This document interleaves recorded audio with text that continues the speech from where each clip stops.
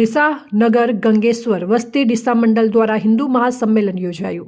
ડીસા શહેરમાં મહાશિવરાત્રિના પર્વ નિમિત્તે હિન્દુ મહાસંમેલનનું આયોજન કરવામાં આવ્યું, જેમાં કાશ્મીરમાં વિરાજમાન અમરનાથ મહાદેવ મંદિરમાં વિરાજમાન બર્ફીલા બાબાના દર્શનનો લાભ લોકોને મળ્યો।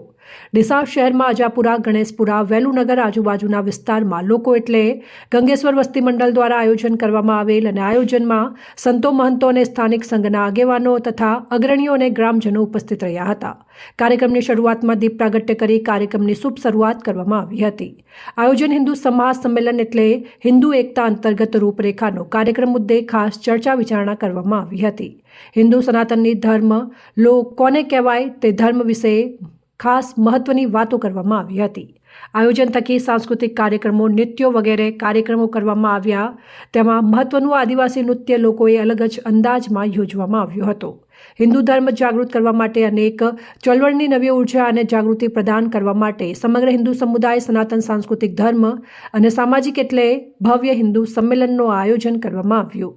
આરએસએસ સંઘના 100 વર્ષ પૂર્ણ થતાં સમગ્ર ભારતમાં 1000 કરતાં વધુ જગ્યા ઉપર આ હિન્દુ મહાસંમેલન યોજાઈ રહ્યા છે।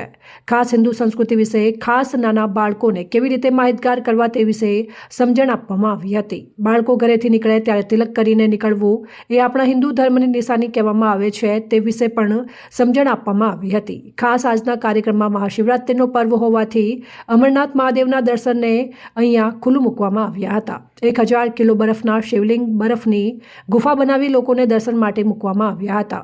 સૌ લોકોએ અમરનાથ મહાદેવ બર્ફીલા બાબાના દર્શન કરી ધન્યતા અનુભવી હતી। સંતો મહંતોના આશીર્વાદ લઈ હિન્દુ સનાતન ધર્મની પ્રતિજ્ઞા લઈ અમરનાથ મહાદેવની સંધ્યા ટાઈમે 108 દીવાની મહાઆરતી કરવામાં આવી હતી। કાર્યક્રમના અંતે મહાપ્રસાદ લઈ બધા છૂટા પડ્યા હતા। અહેવાલ અમૃતમાળી, સંબંધ ભારત ન્યૂઝ, ડીસા।